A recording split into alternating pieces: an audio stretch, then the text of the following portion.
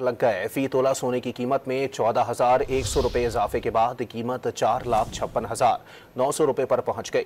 10 ग्राम सोने की कीमत 12,079 रुपये इजाफे के साथ 3,91,718 रुपये हो गई। आलमी मार्केट में सोने की कीमत $141 इजाफे के साथ $5,358 फी ऑन्स हो गई है।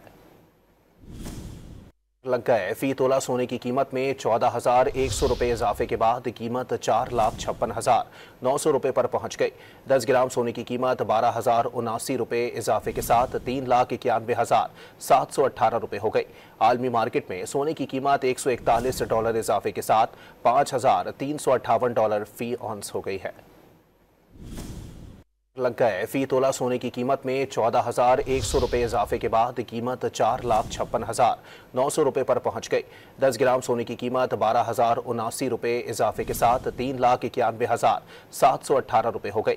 आलमी मार्केट में सोने की कीमत $141 इजाफे के साथ $5,358 फी ऑन्स हो गई है। लग गए। फी तोला सोने की कीमत में 14,100 रुपये इजाफे के बाद कीमत 4,56,900 रुपये पर पहुंच गई।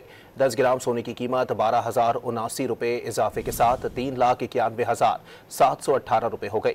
आलमी मार्केट में सोने की कीमत $141 इजाफे के साथ $5,358 फी ऑन्स हो गई है।